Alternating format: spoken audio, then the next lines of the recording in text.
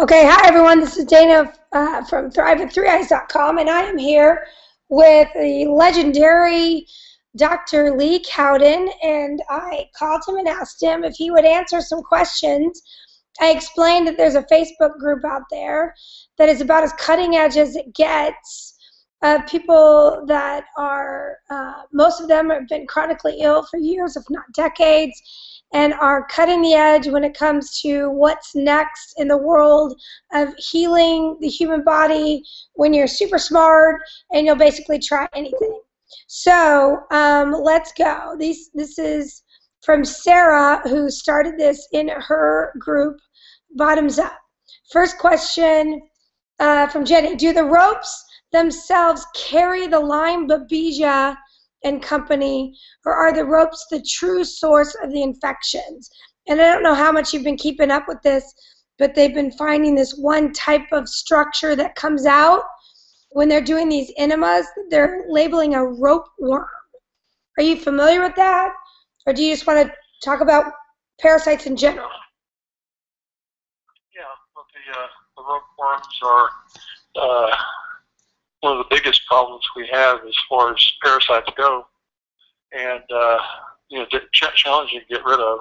Takes a long time, and I think that they produce a variety of chemicals that have an effect on the brain and the nervous system and various other organs. And in addition, I think that they house a variety of microbes inside themselves. So, when you're trying to get rid of, let's say, Lyme disease or certain viruses, you can't really do that very well because these rope worms continue to host those microbes and shed them into our bodies. Okay, and not to go totally off topic, but don't you kind of look at the rope, and I know we're going to discuss this a lot at the summit, but as the body's still best solution for the problem at hand, and that then the solution becomes the problem? Well, if I understand your question correctly, the parasites sometimes are allowed by the body to remain because the parasites will take up into their bodies heavy metals and certain other toxins that our bodies burden down with, and when the parasites are taking those up, then our body becomes unburdened from those substances, heavy metals and pesticides and certain other substances. And so when you make an attempt to try to kill the parasites, you absolutely have to take things to bind up the heavy metals and radioactive elements and other substances that are shed from the dying parasites. Otherwise, you get worse off than you were. And what are your go-to binders that you feel are pretty much safe for most people, test well for most people?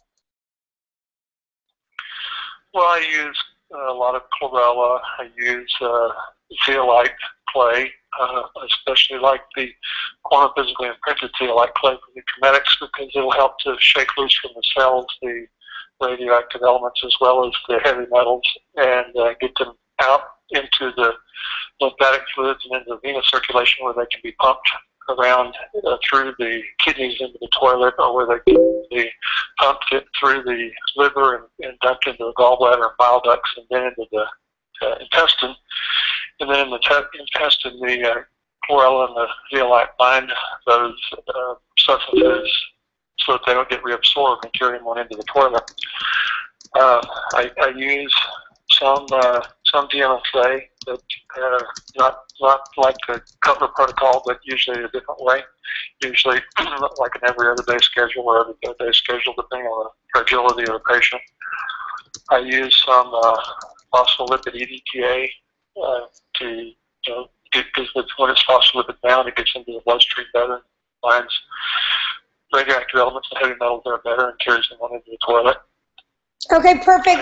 Since we have like 30 questions, I want to follow up a little bit on each one if it seems logical, but then I want to keep going because this dovetails into Sarah's question. Is it counterproductive to try to, quote, eliminate the parasites until our accompanying toxic load is lessened, i.e. metals, biotoxins, etc.? And you had answered that a little bit, but just quickly. Yeah. Well, I think that we have to we have to start the toxin binding process first. You know, I do use laser detox because it's a fast way to get the toxins mobilized and out, and then put the patient on the appropriate oral binders that they do at home, and then finally you start killing some bugs. Okay, perfect. From Aaron, if my doctor says the lab will be looking at my specimens and staining them for view of internal organs, and then they say it's not parasitic, then is it really a living organism? I missed the first part of the question. Could you cut out and say it again?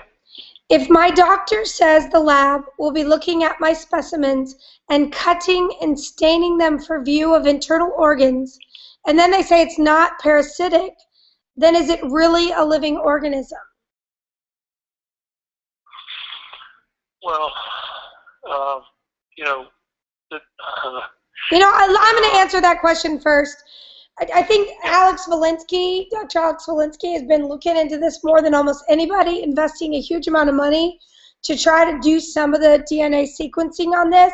And bottom line is they just can't get a good read on it other than it does have some human DNA in it, at least the rope part. Yeah. Yeah, I mean, we don't know exactly everything we need to know about these things in order to be successful in treating them. Prions, for example, are not considered living organisms by some people, but are considered living organisms by other people. They're protein strands. They have no DNA in them, but they still appear to be able to create disease in humans. You know, so and a prion is like mad cow disease. That's a prion. Yeah, prion is like an agent smaller than a virus that causes Jakob-Creutzfeldt disease and mad cow disease and so on. Okay. And so so there's certain microbes, certain creatures that the human body has to deal with that are not well understood as far as how they reproduce, how they how they exist. You know, the ropeworms presumably have several different life forms, and they can change usually from one life form to another life form and become difficult to treat with the agents that you were successful with previously. The agent becomes unsuccessful because the microbe has changed, or the worm has changed forms. Well, and I think another point in all of this is I personally believe that the rope specimens, there's a certain probability that that's a very different thing than a lot of these other things that look a lot more like parasites. So that if you're just testing the rope portion, I think there's a very good chance they're going to miss potentially the smaller parasites within the rope portion, and we don't know what the rope portion is. So my answer, and I think you're going to agree with me, would be, and really follow this, because if people are chronically ill, my belief from what I understand from all you guys and gals is that of course you have a parasitic infection. Yeah. Right? Yeah, it's very rare. It's very rare to find somebody that's chronically ill that does not have parasites as a contributor to the condition. I'm talking about worm parasites. Right. But yes, I mean, we don't know at this point even whether these rope things are truly worms. They may be biomass, they may be biofilm, and they may be a conglomeration of microbes in addition to whatever else is there. So I don't think there's enough known yet. So basically, you in your world and in Dietrich's world and some of these other doctors, you do some type of energetic testing that gives you a glimpse inside the body to tell you what to target and what to target it with, and it tends to oftentimes be one of the families of parasites. And so when you treat that way, the patient seems to get better, and whether or not it was parasites isn't as important as the people getting better. Right. Yeah. Yeah, instead of trying to label the bug, figure out the best remedy and go with the best remedy and see what happens. Okay. So we call that a clinical response or a clinical test. you don't do all kinds of thousands of dollars worth of laboratory testing. You just find the best remedy and go with it. Okay, perfect. This one, I don't want to spend a lot of time on it because it's, why are there only about 3 doctors in the U.S. that really know how to treat parasites? Energetically, have you guys tried to kind of figure out what the energetic block for that is? Yeah, well, when I went through medical school, I was told by the chairman of the microbiology department that parasites don't exist in U.S. citizens, only in people in third world countries. And to my knowledge, that's still being taught, even though it's a lie. It's very rare to find somebody that doesn't have parasites in the United States. A century ago, all the farmers knew to treat themselves, their wives, their children, and all their animals for parasites at least twice a year, because the parasites were that big a problem. And if you didn't do that, then you continually got a greater and greater load of parasites to the point where you got your energy drugged down and to continue to function. Okay, so bottom line is all the mainstream docs are most likely still taught that parasites do not exist in Americans, so it becomes swimming upstream to try to target that, and there's too much cognitive dissonance for them to go there. Next question from Aaron. The parasitologist I'm seeing said it's probably just mucus, but it's white. It doesn't break apart. It's 20 inches long. It feels rubbery. Yeah. Can't mucus get like that, though? Don't these biofilm colonies of microbes just follow the gastrointestinal path, and they would logically be long like that? Yeah. Or do you think? Years ago, when I first developed the 7-day rapid cleanse, we saw ropey-like material coming out of the bowel, sometimes several feet long, and this was not the same appearance as ropeworms I've seen more recently, but it was a rubbery material that appeared to be a false lining of the small intestine, and this false lining apparently was blocking the absorption of certain nutrients out of the lumen of the small intestine into the bloodstream. And when you did a modified fast and did ozonated enemas twice a day, and you did enough fiber and clay and other nutrients to break that stuff loose, it would come out into the toilet in long ropes, and then the patient would be able to take one quarter the number of supplements that they've been taking before and get more benefit than they got from the massive doses of supplements they were taking. So just to clarify, because a long time ago I remember your presentation that had these long, what people are now describing as early rope stages, but what I describe is very different. It's these long ropes of mucus, and what you're thinking that was back then and still do is that it was this false lining of the gastrointestinal system. But bottom line is, whether it's one big parasite or it's a biofilm full of all kinds of bugs and stuff, it's way better out than in. Absolutely, yeah. Okay. And yeah, in the patients that had false linings like that were having absorption of the toxins produced by the microbes that live between that false lining, between that false lining and the intestinal mucosa. They were absorbing those toxins into the bloodstream, and the first stop for the toxins that get through the bowel wall into the bloodstream like that is the liver. So it poisons and overloads the liver, then it poisons and overloads the kidneys, then it poisons and overloads all the other major organs. Okay. And so the patients that had that problem were brain fogged and fatigued, and whenever you got all that stuff out there, they had mental clarity and good energy. Okay, perfect. Okay, so now I have a whole stream of consciousness set of questions, which we totally appreciate from Sunny. So here's what I'd like to do. I want to ask the question and have you say yes or no. And if there's a brief little explanation, go for it. But otherwise, just yes or no is going to do. Do the ropes collect the heavy metals so our bodies aren't burdened by them? I believe they do. Does everyone have ropes? No, but I think a large percentage of the population do. Do you think everyone who's chronically ill probably has ropes? most people that are chronically ill, I do believe, do have ropes. Okay. Can we pass any and all parasites congenitally? You can pass a lot of protozoal parasites congenitally beyond a shadow of a doubt. Probably some microfilaria as well. The ropes, some of the life forms of the ropes may be passed congenitally. Okay. What can I treat a 6-year-old with? Are herbals better than the meds? 2 questions. So let's start again. What can I treat a child, a 6-year-old, with? Well, there's a lot of things that are tolerated by a child. I usually use pharmaceuticals last.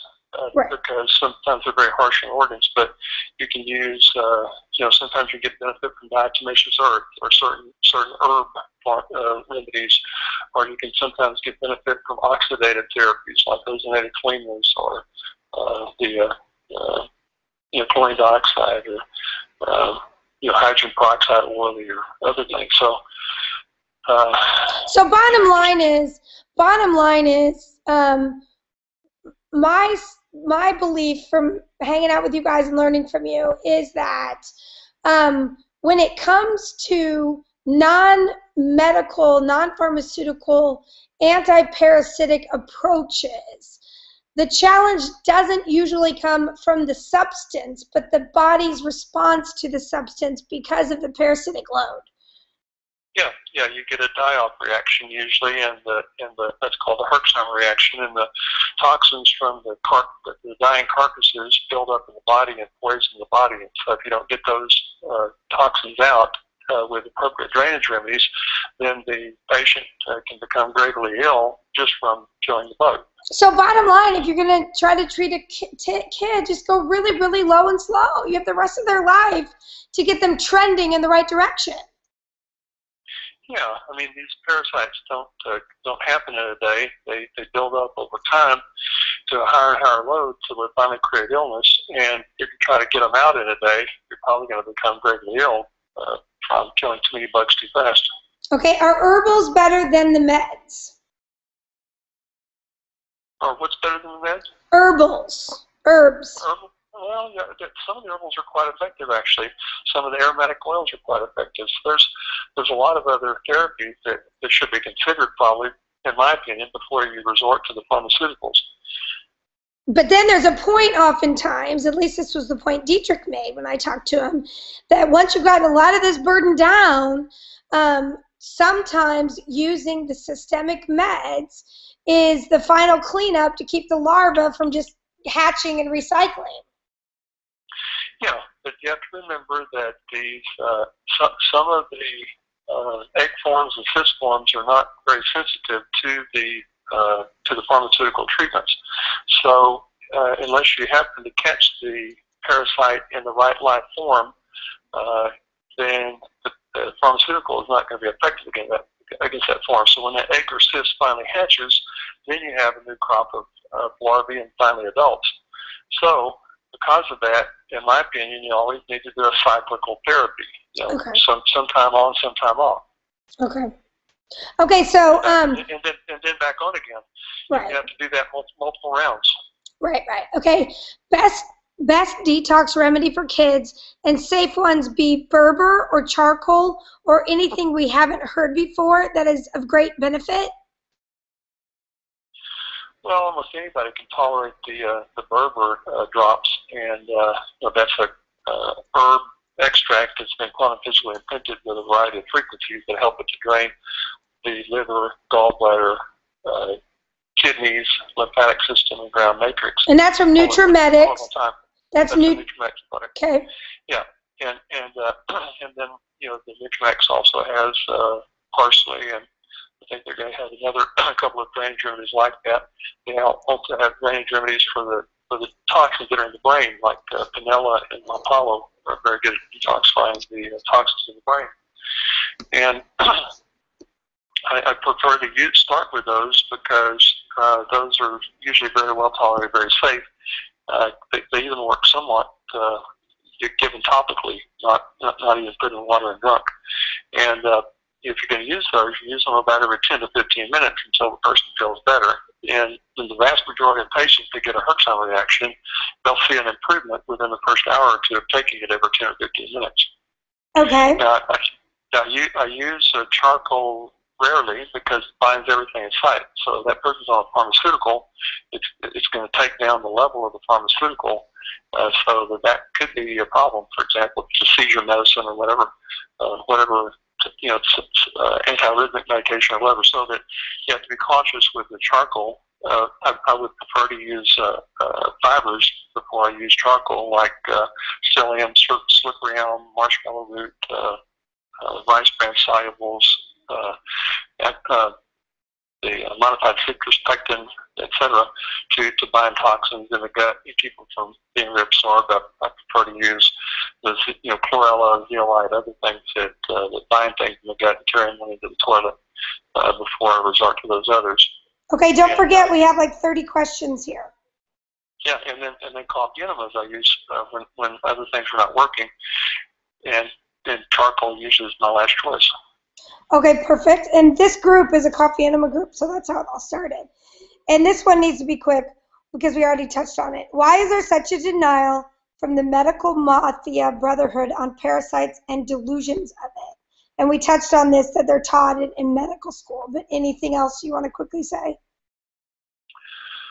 Well, no, I mean, it's stupid to think that when somebody comes from another country and gets a job in a kitchen of a restaurant and hasn't learned proper hand washing techniques, but they don't share their parasites with the people that come to that restaurant to eat. It is idiocy to think that's not happening. Right. So we're not going to speak to that. That's a different thing. Okay, so how many on the psych wards are infested by parasites, etc.? How many people in the psychiatric ward? Yeah. Yeah. The vast majority, probably. Okay. The parasites have a huge impact on neurochemicals and psyche. Okay. Why is AIDS and hepatitis the go-to virus disease that infectious diseases love to treat, and they have a blind eye to Lyme and the co-infections? That's a political thing. I know. Don't you think it's because people really think that Lyme was created in a lab and it would just take everybody back to that reality? Yeah, that's part of it.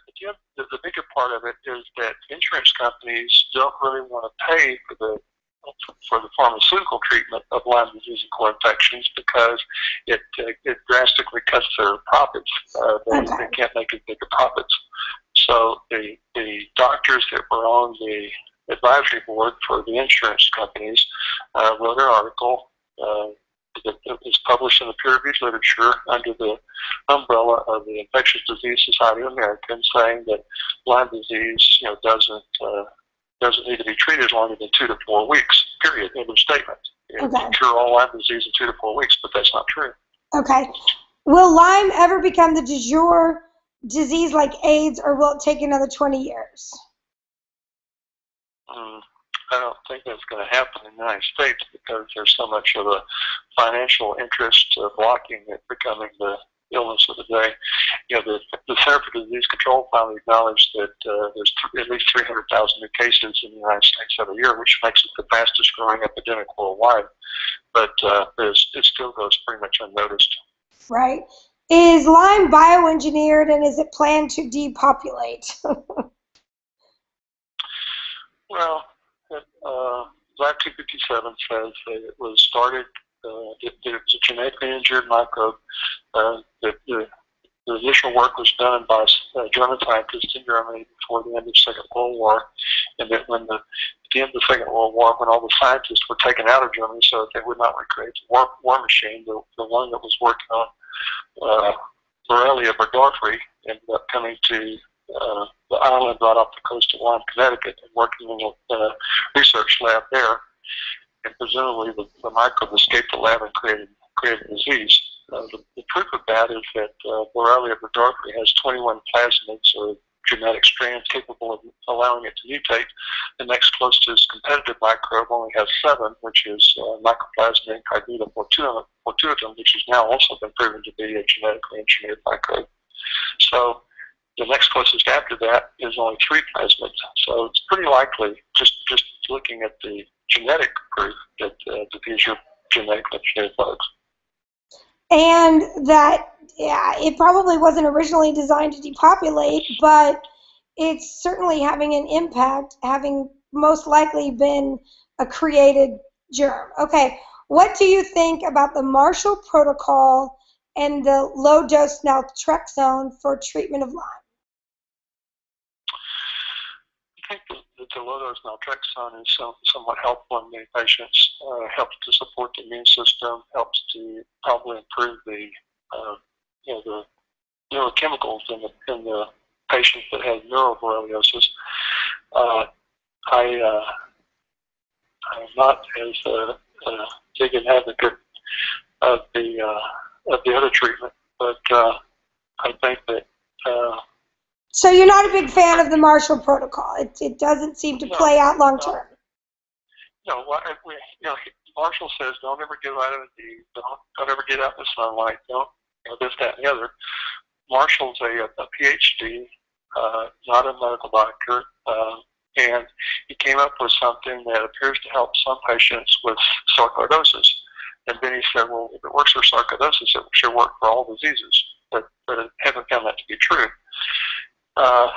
So I find the patients that get some vitamin D actually do better than those that don't have vitamin D. So it's just another example of someone who discovered something really powerful and tried to apply it to everyone, and it's just not playing out in your practice.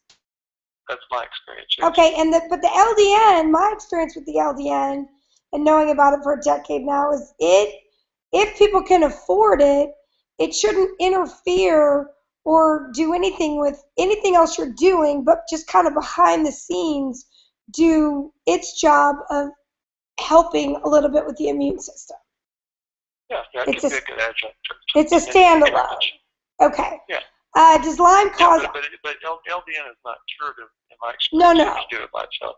No, but it's another one of those, if you could afford and you're still trying to up the ante, it might be something to add in. Okay. Does Lyme cause all autoimmune disease, or do parasites also play a key role? I think you've answered this. You cut out. Say it one more time, please. Does Lyme cause all autoimmune disease, or do parasites also play a key role? I think we've answered this, but go ahead. Well, it's any microbe basically can contribute to Lyme disease, as well as a variety of other toxins from the environment. If a microbe, a virus, a segment of a bacteria, fungus, or parasite gets trapped, let's say, on the cell membrane, and a white blood cell comes along and feeds that, it doesn't feed self, it feeds foreign. Likewise, if mercury or pesticide or something else is trapped in that cell membrane, the white blood cell doesn't feed self, it feeds foreign. So it forms an antibody against that, it forms an immune reaction against that, and then you have an autoimmune reaction. Autoimmune reaction is probably a little misnamed, but most of them are probably, in my opinion, have-to reactions, which means an immune reaction against what shouldn't be there, but also a cross-reaction against what is supposed to be there. And I have also found that most patients with autoimmunity do have also some important emotions that need to be resolved, the most important of which is inwardly directed anger. So anger at self. Sometimes we become angry at our own body because it's symptomatic and keeping us from doing everything we want to do. So then autoimmunity can spring out of that. So inwardly aimed anger is one of the emotions associated with quote-unquote autoimmunity, which is always associated with the body getting confused and attacking itself, generally because there's a microbial inflammation toxic layer there. Yeah, because there's toxins or microbes or microbe segments inside on the cell membrane where the cell is seen as foreign, not self. Okay, is Lyme disease also in South America, especially Brazil? Is Lyme disease what? Is Lyme disease also in South America, especially Brazil? According to research reports from the peer-reviewed literature, Lyme disease is present in every continent, possibly except Antarctica, and it's been reported in almost every country. It's much more prevalent in some countries than others. It's much more prevalent in Germany and Austria, in Europe, than it is in certain other places. But it is, yes, very very prevalent in Central and South America. Okay.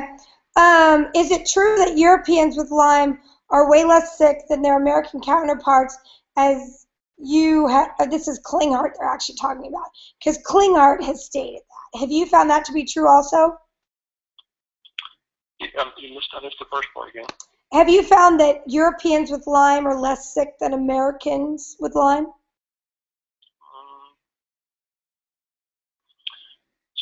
Some of the Jewish population of Europe are actually quite ill if they happen to have the Borrelia burgdorferi, and that probably has to do with their HLA pattern. But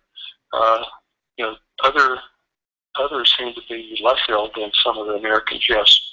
Okay, and I think I can explain that a little bit. What Dr. Klinghardt, because I think I was his arm for like 3 days, and he talked about this. He said, Dana, this is what I do all day long with Americans. They come in, he didn't say they beg their way in there, but I know they beg their way to get in to see him. And they come in with, this suitcase full of supplements that they want Dietrich to test through. And so by the end of the hour, all they've really done is some super expensive muscle testing. Whereas the Europeans do all of his neurotherapy and his energy work and his emotional work and family constellation.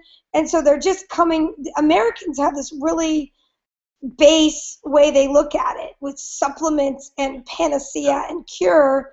And I think his experience with Europeans is that they're more energy, emotion, frequency based. And I think that's what he's talking about. Yeah, some of it, but the Americans are much more likely, statistically, to end up going on multiple pharmaceuticals because of symptoms, right? And the doctors not knowing what they're treating, and so the pharmaceuticals build up in their body and actually create a toxic load that probably equals or surpasses the toxic load that they got from the environment, like heavy metals, pesticides, herbicides, and so on. And I find a lot of patients that have Lyme disease have most of their symptoms from the pharmaceuticals that have accumulated in the body and from the virus and from the funguses that have accumulated in the body because they've been on pharmaceutical antibiotics, and less so because of the Lyme disease in the United States. So if you didn't have all that other compounding stuff, then the patients in the United States may not be much more ill than those in Germany. Yeah. Okay, and I think if it started in America, isn't there a better chance that it's multi-generational and family patterns and other stuff? Mm-hmm. Yeah. Okay. So I think there is. Yeah, congenital stuff does make it harder to treat. Okay. So then it goes to Lisa, who asked, I would like to know if Lyme manifests differently in kids who contracted it congenitally, and if there is a different method of treating it for them. Well, yeah, for congenital Lyme, I don't like to use pharmaceutical. I think that that's unlikely to be curative in my experience. So what I want to do with a congenital Lyme patient is to detoxify them and build their body back up and put their body in a place where it can have some innate immunity again, and use gentler treatments to get rid of the bugs. Okay, and I think that dovetails into her next question back to Sunny, who asked, is it important to treat children before puberty, and why, especially knowing girls and their hormones? What year is best to start? Today. What's the best thing to start? Yeah, what year is best to start? And I said, today. Yeah, today, yeah. with natural therapies, I've treated previously children with Lyme disease that were a week or two old. And, you know, if a mom is breastfeeding, mom usually has the illness also, so you give the treatment to the mom, and the mom gives the treatment through her breast milk to the baby, and that actually works pretty well. Occasionally you find a mom that's not breastfeeding that has a young child, and so then you have to figure out what kind of doses of the natural therapies can be given safely for the child. You know, a lot of the therapies that are used for Lyme disease haven't been studied in, you know, double-blind, placebo-controlled crossover studies with you know, children. So it's a bit of a gamble. But if you look at the risk of not treating at all, it's probably better to treat with something that's unlikely to harm based on empiric evidence, rather than just waiting to treat till they're teenagers. And wouldn't you also start with like the Thrive Top 10 list and educating yourself about all those lifestyle and food changes that you make, so that there's a very good chance they'll start to move in the right direction? Oh yeah. If you can address the diet, sufficient hydration, getting rid of the Cokes and the sodas and all the other stuff that probably are not beneficial to health at all, and then you know, detoxifying the child. Oftentimes the child will start getting a whole lot better without giving any antimicrobial agents. Okay, and then this Sonny went on to say, my child was treated with high dose and low dose pulse prescriptions from age 1 to 3. Now there are neural symptoms are creeping in, and GERD and bruxism and drooling now, non-vaccinated as well. So now what's your approach there, where perhaps the Lyme is more under control, but they did a number on their system? Yeah, well, I find, again, a lot of the patients in the United States that are ill after having been treated for Lyme disease are as much ill because of the dysbiosis in their gut, especially the fungus overload in their gut and the fungus overload in their sinuses, than they are from the Lyme disease. So, you know, in my opinion, most patients would be wiser not to go that path to start with. You know, if you go the natural path and it doesn't work after time, you can always resort to pharmaceuticals, but you know, doing the reverse is not logical in my opinion. Well, but for this parent, it was what made the most sense with the advice she was given. So now that we have these symptoms that are, you know, definitely indicative of a slightly chaotic neurological system, you would approach the dysbiosis now. Yeah. Okay. Yeah. Okay. Yeah, get rid of the parasites, get rid of the fungus, you know, improve the diet, get rid of the sugars in the diet, and start you know, detoxifying the kid. And then if the kid's not better after a few months, then you can think about other things. But you know, that's where you need to start. So I want to edit something you just said. You said get rid of this, get rid of that. I think people need to stop thinking of it as getting rid of parasites, getting rid of fungus, because I think within that comes the belief that you actually get rid of it, which you never do. No, you lower the load. You don't exactly. Get rid of Lyme disease either. You don't get rid of Lyme disease exactly. Either. You knock the number down. They're always there. If you don't clean up the body and get rid of the you know, bad diet and the bad you know, ongoing exposure to toxins, then the bugs are going to come back for sure. Well, and I think you can say get rid of sugar, you can say get rid of the bad diet, but when you say get rid of parasites, I think what's happening now is people are looking at parasites almost like you look at lice in your hair. Like you could actually get rid of every last one and then you'll be okay, and that's just not how it works. No. Yeah, there may be certain species that finally get it completely eradicated, but you're likely always going to have some parasites, either in egg or cyst form, that will hatch anytime they want to and come back and form another problem. But if you have you know, cleaned out the body and changed the diet and you know, changed the environment in which the worms and the other microbes grow, then you can actually get to the point where you're ahead of them and they're not ahead of you. Exactly. Okay. From Sunny again, can a test or muscle testing tell if a child has heavy bacterial Lyme load or not? And if so, how to treat and with what herbs or prescription? So, well, in most cases, the bacteria can easily be resolved with herbs or right frequencies or oxidative therapies or other things, and not have to resort to the pharmaceuticals. The pharmaceuticals usually build up in the body. The allopathic medical community says, no, within a few hours after you take your last dose of pharmaceutical, it's all gone. I haven't found that to be the case. Some of the sickest patients I've seen are those that have had multiple pharmaceuticals over years, and when we detoxify them with laser detox for the pharmaceuticals, then they finally get well. Okay, so bottom line is, can you test a child for this stuff? Absolutely. There's a lot of people out there that are doing energy testing, muscle testing, EAV, Zyto. There's lots of ways to test to see what the dominant microbe and the dominant toxin and the best way to treat them is. But bottom line is, if you start with trying to shift the milieu by changing your diet and changing your environment, that's where you need to start anyway. And then you find someone, or you learn to energy test yourself.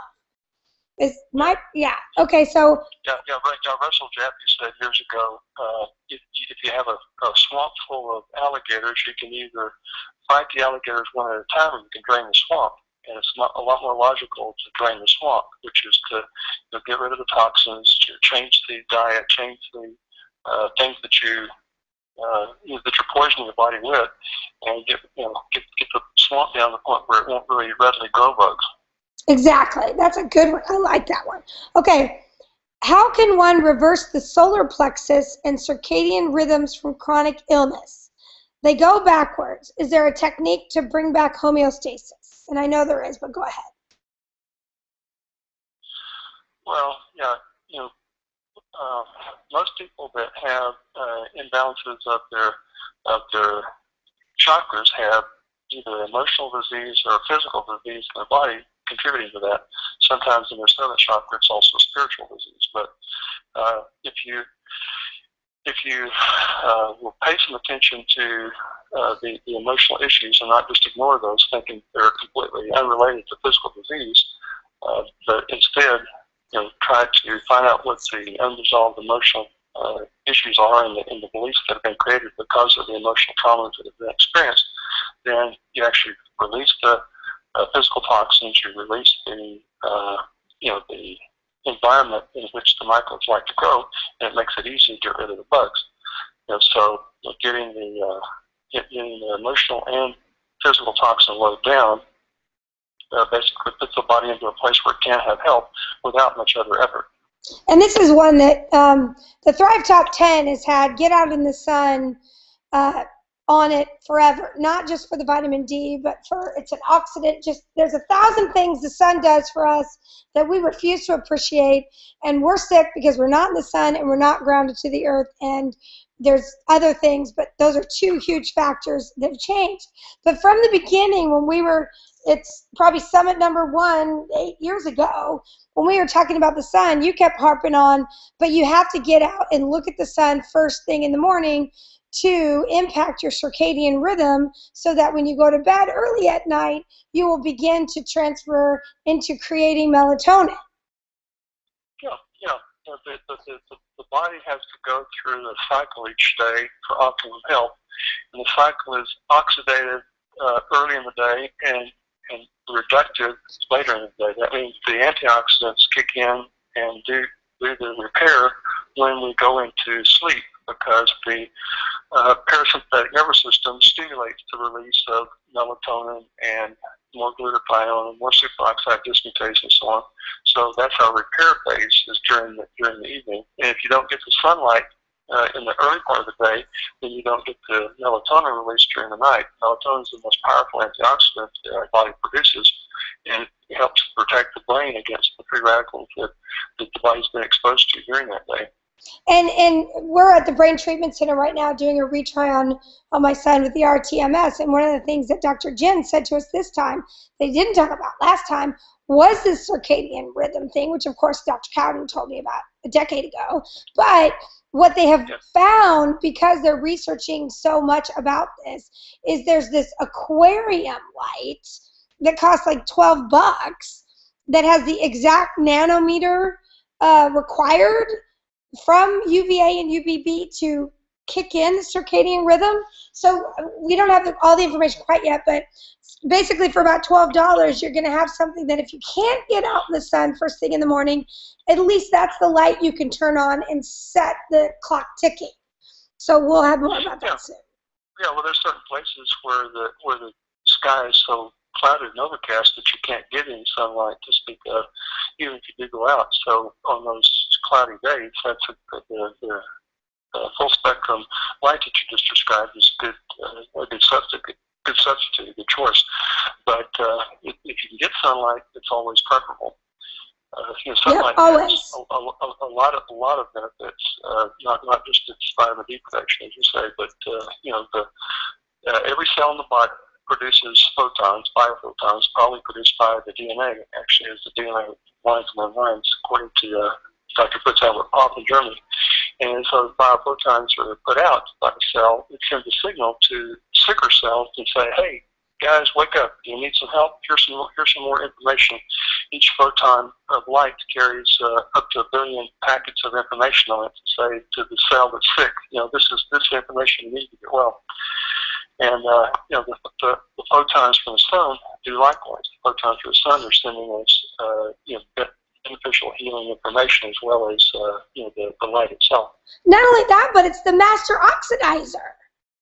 So we spent the first however many hundreds of thousands or whatever years in the sun all day, every day, with our bare feet on the ground all day, every day. So we're receiving the electrons or the reducting molecules through our feet while we were being oxidized by the sun. And now we're basically unplugged from all of that and trying to supplement our way to emulate it. It's ridiculous. Yeah. Okay. Well, if we're gonna reduce and ground to the earth, the best time to do it actually is at night when you're in the parasympathetic phase. But the problem is that nowadays so many people live in apartments with Wi-Fi all around them, and electric smart meters all around them, and cell phone towers and cell phone chargers and so on all around them, that they're getting zapped in a major way. So they never go into a fully deep parasympathetic state during the night. They don't go into a deep phase 4 healing sleep during the night, so they cannot heal their body while they're asleep, and they cannot produce the antioxidants that are necessary to quench the free radicals that are built up during the day. Okay, this is my question, not on the thing. I know Mercola 2 summits ago talked about the Zeo, I think is what it's called, where you actually plug it in and it monitors your sleep patterns and tells you how long you're in what kind of REM sleep. Did you ever play around with that or no? No, I haven't. Okay, moving on. Yeah. But that would be important, I think, if we could find a phone app that just once a week you monitored your sleep and then you adjusted what you were doing to make sure you got to sleep accordingly. Okay, next question. Yeah, but all the smarter phones are actually disruptive to sleep. The phone should be at least 30 to 50 feet away from while you're sleeping if you want to get deep healing restful sleep. And in airplane mode, yeah. Especially the iPhone, which sends out signals relayed from other callers to the cell phone tower. I know. That's a whole other conversation that they need to have, because I really do think it's amazing to see these smart people. And yes, I'm talking to y'all from the BU group. Super, super smart people, but our Thrive information is just not penetrating as well as it needs to be, Lee. But I know we're working on that on the back end. Okay, next question. Will one ever achieve homeostasis after the devastating effects of cause and effect by severe illness? And can one get past the fight or flight mechanism our bodies have been forced to deal with, especially trauma and PTSD? Recommendations on what modalities to help heal. Okay. Well, everybody needs to start with a simple technique that they can do without cost before their bedtime. It's a stress reduction technique, using your right hand to hold your left index and left thumb together, and you put your both hands in your lap while you're holding your left index and thumb with your right hand, and you deep breathe in through the nose, hold for a second, out through the mouth, and keep breathing like that as you close your eyes and visualize yourself in a really relaxing vacation place. And remember that place with all of your senses: sight, sound, taste, touch, and smell. If you do that for 4 minutes before every meal, 4 minutes before every bedtime, then you actually teach your body how to go into a parasympathetic state. And by the end of 4 weeks, you're actually pretty good at it. So you can actually get 30 minutes less of sleep per night and still feel just as rested because you're sleeping more efficiently. And so that's a starting place. You know, some people would benefit from light sound machines. Some people would benefit from the cranial electrical stimulation devices like the Alpha Stim. People would benefit tremendously from doing either recall healing or EVOX therapy or certain other types of emotion resolution therapies to get rid of some of the traumas that they perceive from the past, whether it's the trauma of illness or trauma of things that triggered the illness. And then the tapping technique, the EFT, emotional freedom technique, tapping technique with every supplement that you take, 3 times a day should help a lot too. Well, I think it's a temporary help. I haven't found it to be curative in any patient, but it does help to take the load down. I have found, on the other hand, rehab therapy to be curative in some patients, which is the combination of tapping on every pathway, using exactly the right affirmation to get rid of the old incorrect belief that you developed during a traumatic event, and at the end of that, doing eye muscle desensitization and reprocessing while you speak those truthful affirmations, getting rid of the memory of the visual memories of those traumas as well. And we have a video on the remap therapy where he goes through it pretty specifically. But the EFT, it's free. It's not curative, but it's certainly going to help on that emotional side. And as far as PTSD, the repetitive transcranial magnetic stimulation, which is crazy expensive, but at the tail end of getting everything. It's only $600, and you can actually get the light sound machines for as little as $150. So, for people that can't get enough relaxation during the non-device approaches, then they should really seriously consider one of those. Okay. I use rescue remedy prior to meals, prior to bedtime. I use the Electromagnetic Amantia drops prior to meals, prior to bedtime. The double-blind randomized placebo-controlled crossover study that was done on 108 drug-resistant insomniacs in Ecuador found that Amantia would put 82% of them to sleep if used in the right dosage. And if you use a lesser dosage during the day, it just is very relaxing. But it makes the stress reduction technique where you're holding your left index and thumb, deep breathing, and visualizing more effective. Awesome, but just to finish, the repetitive transcranial magnetic stimulation that they're doing at the Brain Treatment Center that a lot of PTSD people are learning about that are coming back as veterans, they supposedly have a 100% cure rate just doing just our TMS. I would never recommend anybody do that, but to give you hope that at the end of cleaning up the milieu, there's this stimulation that can kind of reset the brain back to homeostasis. Okay, why does stress, trauma, accident, and deaths allow dormant illnesses like Lyme manifest and come to the surface? How can one stop that venue from materializing? Well, the first thing is to lower the load so that if you do get an unexpected trauma, you are more capable of dealing with it. But what happens when you experience a severe trauma, whether it's a physical trauma like a motor vehicle accident or an emotional trauma like the death of a loved one, you get a powerful outpouring of cortisol from the adrenal glands as part of the stress response. And the cortisol drops your immune system down to sometimes almost undetectable levels, and then the bugs that are there are no longer being surveyed against and screened against and removed as they develop slowly by the immune system. So then the bugs, overtake the immune system and start creating massive symptoms. Okay. And if you've been practicing the stress reduction techniques before you ever experience that trauma, whether it's motor vehicle accident or emotional trauma, you can actually do the stress reduction techniques several times a day and help yourself tremendously, and it can reduce the cortisol and prevent that from being as likely to cause the immune system to be suppressed and the bugs to overgrow. Okay. Has anybody been able to fix chronic lymphocytic leukemia, and if so, how? From Shirley.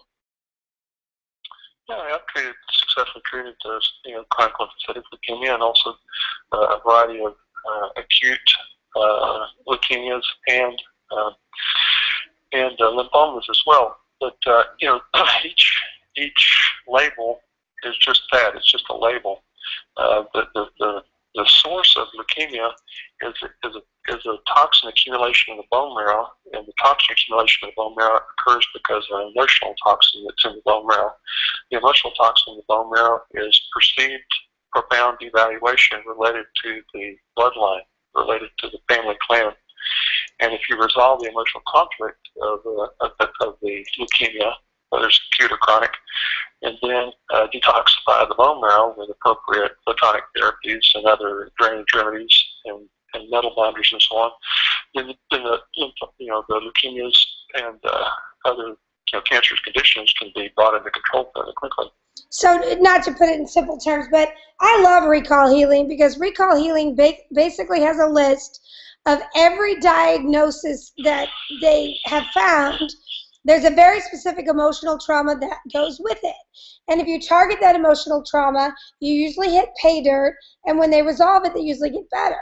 So for chronic lymphocytic leukemia, it's basically like the redheaded stepchild syndrome, where it's the family member that didn't feel honored, didn't feel valued, didn't feel like they contributed to the family, right?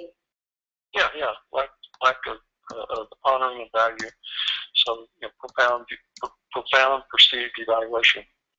Okay, so, and we can talk more about that another time, but bottom line is, if it's the person, you'll resonate with that, and you'll start to go through the emotional burden associated with that. Okay, back to Sunny. Why do we Limeys, oh God, we got to talk about that, feel better in the evening, and reverse adrenal mechanisms play a role reversal? We become vampires and sleep in far from reach. We either sleep way too much or not enough, or are all sleep aids bad? I missed part of that because you cut out. I'm on this Skype. So. Okay, so why do Limeys feel better in the evening with the reverse adrenal mechanisms? They're like, is that the pyroluria piece? Yeah, well, what typically happens with chronic illness is that your diurnal cycle of cortisol is flattened and then sometimes even flipped. And what that means is that the morning time should be the highest level of cortisol, about 8 a.m., and then the lowest should be in the evening time. But what happens over time with chronic illness is that morning time cortisol comes down because the adrenals get more and more exhausted. And then in many cases, sometimes the patient gets into a cortisol excess in the evening time, because that's when they've been up the longest and they let the accumulation of the stresses of the day build up. So then that's when they're the most stressed, is when they're in the evening time, when they should be winding down and going to bed. They can't because the cortisol is too high. Okay, so they said, are all sleep aids bad? And I think you would say that most work against you, but Amantilla, which is Amantilla from Nutramedics, would work great. Okay, if you... Add in the stress reduction techniques for 4 minutes before every meal and 4 minutes before every bedtime, and whenever you feel stressed. Okay, perfect. And we'll do a video of that at the summit, just of that little clip. Okay, so if you recommend an antidepressant, which one is the least toxic for short-term use, and what supplements are better than Big Pharma? And before you answer this, just know that some people hit this wall where they just can't do the things they need to do. And in that moment, is there a go-to antidepressant or one of your Nutramedics, or what is there? Yeah, I use a combination of things. I don't resort to the pharmaceuticals initially because they work so slowly. If you use the biotics research, Lyzyme Forte, 1 tablet every hour, when you're depressed, and then also Nutramedics, Avea, AVEA, it's 15 drops every hour while depressed, and Nutramedics Berber and Pinella, about 8 drops of each every hour while depressed, and get some full spectrum light, whether you have to sit out in the sunlight or get a full spectrum lamp. Those few things usually will will resolve depression within a few hours. If you do the pharmaceutical approach, it's going to take you 1 to 2 weeks to see the benefit. Okay, so perfect. Why would you want to wait 1 to 2 weeks? The studies that have been done on antidepressant medications show that if you really look at the studies carefully and include all the studies that were hidden by the pharmaceutical industry, that there is no benefit of antidepressant medication. We know that just EPA is more effective than antidepressant medications in treating major depression. EPA? Yeah, fish oil. Fish oil. I'm not a huge advocate of fish oil on that because of how much mercury and PCBs and all that other stuff that's in it. I'm just saying that the studies have been done that show that there's other things that are more effective than antidepressant medications. Okay. Dr. Abraham Hoffer used high doses of niacin and vitamin C and got most patients that were profoundly depressed out of depression. Okay, perfect. Is it true that Lyme-induced leukemia is congenital, as the mother is the carrier via placental transfer, and most leukemias are the result of Lyme Borrelia? Yeah, well, I don't think that there's really good proof that the Lyme induces leukemia per se, but it adds to the toxic load. So if you have Borrelia in your body, those bugs are metabolizing and pooping, if you will, all the time, and the biotoxin poop builds up and creates an environment that makes it easy for cancer to grow wherever that poop is most prevalent. If you have a profound devaluation syndrome, then it's going to build up in the bone marrow because that's where the toxins will be, that's where the bugs will be, and that's where the poop will be the greatest. Okay. But if you have a perceived issue with like somebody's crap doing, pardon the French, then it'll build up in the colon. So you'll have more buildup of the toxins and greater chance of developing colon cancer rather than leukemia. If you have a perceived anger frustration, if you have an anger frustration issue, it'll build up in the gallbladder, bile ducts, or liver, and so you'll end up having a cancer developing in the liver or bile ducts.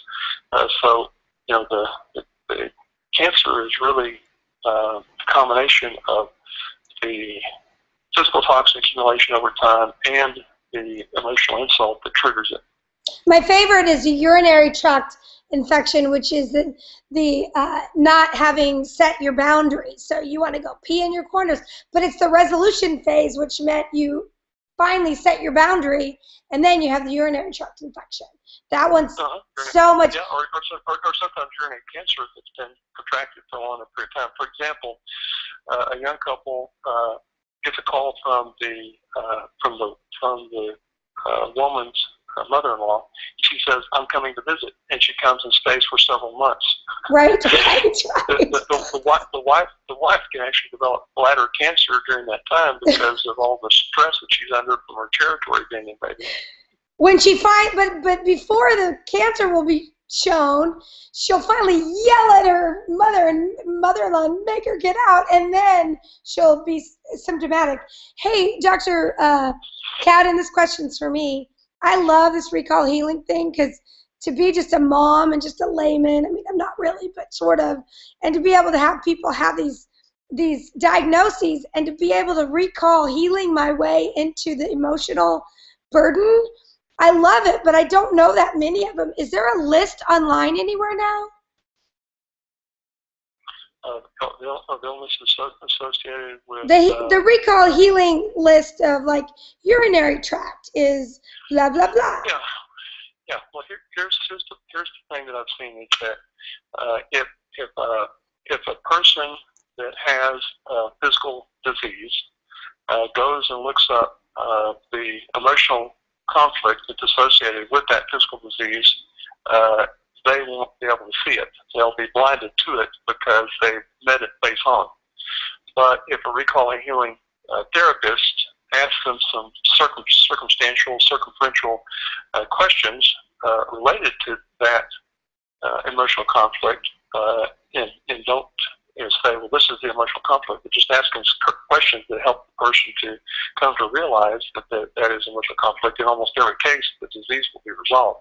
You have to go in the back door. You have to go in the back door. You can't go in the front door. But wait, but is there a list anywhere? Like, does Gilbert or Girard or Renault? Yeah, like on our academy website, we have some recorded courses that Gilbert has done. We have a one. No, I want a list. I want a list. There's got to be a list somewhere. We're going to create a list then. You have homework. We need to create a list. A list of diseases? Yes, each disease and the conflict to look for.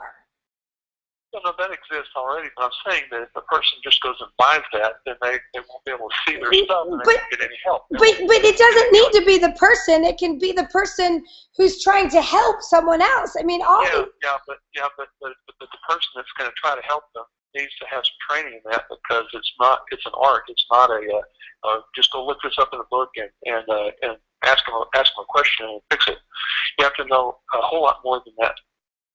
Okay, well, I didn't know that much more, and I have used it unbelievably successfully. So I will find a list or create a list, and it's going to happen, and I would love for you to help with that. So let me know if you want to help with that. Okay, so moving on. Are night sweats a good thing or a bad thing? Night sweats are a light flashing on your dash. It's telling you there's something that's not right. If you're a postmenopausal woman, it may just be the estrogen imbalances that are creating that. But if you're not a postmenopausal woman, it very likely means that you have some type of infectious process in your body, or a leukemia, or a lymphoma, or leukemia, or something, some other illness that the body's dealing with. Malaria causes night sweats. Babesia causes night sweats commonly, and then there's other bugs that cause night sweats a little less commonly. There's also when you run out of your phenylsulfotransferase enzyme, it'll give you the red cheeks and the red ears. It'll also give you night sweats, so that might be something to look for too. Are infrared saunas best for detox? Infrared saunas are a good way to detoxify, and some people make the mistake of starting out at too high a temperature or too long a duration and make themselves sick. So usually it's better to start at a low temperature and a low number of minutes and build up the temperature first, and then once you build up to the desirable temperature of about 145, 150 degrees, then you very slowly build up the number of minutes. Perfect. Is clay and zeolite beneficial? You've already mentioned that independently, so that's a yes. Does IV vitamin C have any effect in the fight against Lyme and co-infections? And if yes, how and why? Well, vitamin C intravenously at high enough dose is a pro-oxidant, and so most microbes in the body are killed with a high enough oxidant load, whether it's from intravenous vitamin C or hydrogen peroxide or ozone or whatever. But vitamin C goes beyond that, whether given by oral route or intravenous route. Vitamin C is a necessary cofactor in white blood cells to form peroxisomes. So you can't form the little microbial digesting granules inside the cell unless you have enough vitamin C on board. Vitamin C is also necessary as a cofactor for collagen. So a lot of people that have Lyme disease have Lyme disease in their joints, and the joints are primarily collagen. And so your joints are breaking down, and the bugs are spreading more easily because the joints are breaking down if you don't have enough vitamin C. So bottom line is, it's a good thing to potentially consider. Yeah, and vitamin C also has to find toxins and carry them out through the kidneys into the toilet, so it's a beneficial thing. Okay, if you're going to do intravenous vitamin C, in my opinion, it's absolutely essential that you also do oral vitamin C every 24 hours. Why? Because if you give intravenous vitamin C in large doses and then go several days before the next intravenous vitamin C, you actually develop scurvy. You develop more easily and more readily than you would have if you had never taken the vitamin C intravenously. The body gets used to having plenty of vitamin C when you get intravenous, and then all of a sudden you go days without doing any vitamin C by any route, then you develop scurvy. Okay, and is Gary Gordon's your vitamin C, the Beyond C product, like one of your favorites, or? Yeah, I like the Bioenergy C. You can just dose it much higher without hitting your bowel tolerance. Okay, so how about IVH2? I'm speeding up now because we still have a lot more. IVH202, is this a viable treatment for Borrelia and viruses? Like you've already said. Well, intravenous hydroperoxide is able to get rid of a lot of bugs in the body, but if you put the IV peroxide into too small a vein, it will burn the vein and sclerose the vein, so eventually you don't have any veins to get it through. So you got to give it through a very large vein, and don't give it too fast, and don't give it in a too high a concentration. The highest concentration would be 0.035% hydroperoxide. Through the vein. Okay. Why do latent viruses wake up once Lyme is interplaying with our immune system? And what TX is there for that? She might have meant, what's TX mean? Does she mean RX? But, oh, you're talking about the systemic formulas? She said, I don't know. It says, why do latent viruses wake up once Lyme is interplaying with our immune systems? And what TX is there for that? Treatment. Maybe that means treatment. Oh, TX treatment, yeah. Yeah, well, in my experience, if you get rid of the toxins, you get rid of the parasites, you get the worm parasites, you get rid of most of the protozoal parasites to the extent that you can, and lower the load of the funguses and the bacteria, the viruses just go away because the viruses are growing because the immune system is suppressed because of the biotoxins from all those other bugs. So in most cases, you don't have to focus a whole lot on viruses. If you treat everything else that's bigger. Okay, good. Do you believe in the benefits of 23andMe and MTHFR? Well, yeah, 23andMe is a fairly affordable screen for genetic issues. It doesn't cover all the things that are important, but it covers some things that are important. And hello? Where'd you go? I can't hear you if you can hear me. Hello? Okay, that might be it. Yeah. I'll give this a minute to see if he calls back. Bottom line, Dr. Lee Cowden has been to every single one of my Thrive Summits. He is encyclopedic in his knowledge. Everyone respects him tremendously, from Klinghardt to Mercola to you name it. So he's a great person to look to what he's saying as with a high probability that it'll be the truth. I guess I'm going to stop now because his Skype call fell out, and we will pick up with the MTHFR. Okay, thank you. Especially thank you, Sunny. Wow, lots of good questions. Bye.